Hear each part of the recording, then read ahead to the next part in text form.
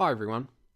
Although in many modern music styles the need to avoid consecutive or parallel perfect fifths, octaves and unisons is largely ignored, there will be times when you may need to write in a style which prohibits these interval successions.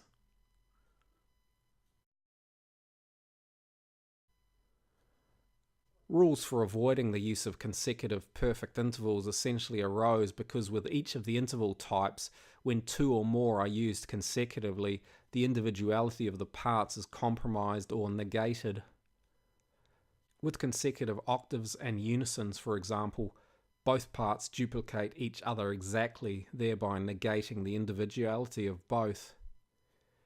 With consecutive fifths, because both major and minor triads include this interval in their construction, the fifth interval strongly defines a triad and therefore provides harmonic stability. When used consecutively, the stability of the fifths works against the progress of the music. Remember, doubling of parts in a texture does not constitute forbidden consecutives. For example, in an orchestral texture, a note may be doubled by a number of different instruments and may move as consecutives. In these contexts, the consecutives are not forbidden but are merely doublings. It is necessary, therefore, to understand what are the real parts in a work and what are doublings of parts. The following tips apply to consecutives and hidden consecutives. Resolve dominant and diminished seventh chords correctly to avoid consecutives.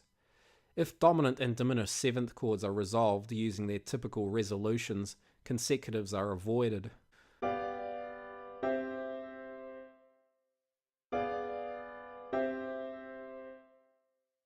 This is not to say that other resolutions which also avoid these consecutives are not used. However, these alternative resolutions may be more dependent on the context in which they occur.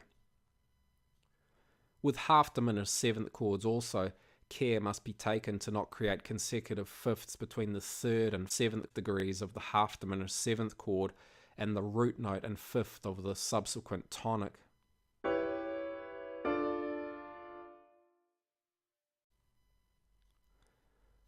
Use passing progressions correctly to avoid consecutives. As with the previous point, alternative resolutions of passing progressions are used, but may also be more dependent on the context in which they occur.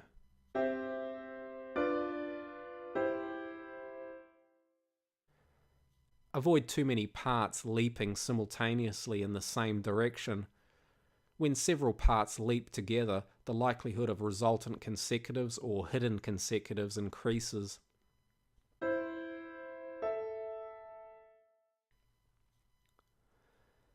Hidden consecutives are more noticeable in textures with fewer parts and less noticeable in thicker textures. This is especially true when in thicker textures the hidden consecutives occur in inner parts.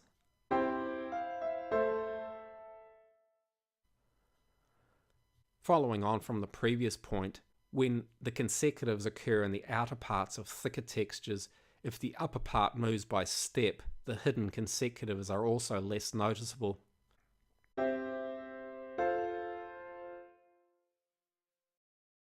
Omitting the fifth of one triad or using inversion when using triads whose root notes lie a second apart helps to decrease the likelihood of consecutives resulting.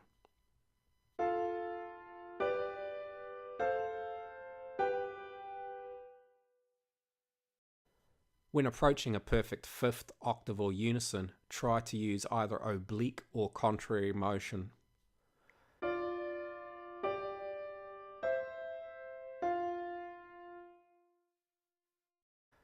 I hope you found this useful. Thanks for watching. See you next time.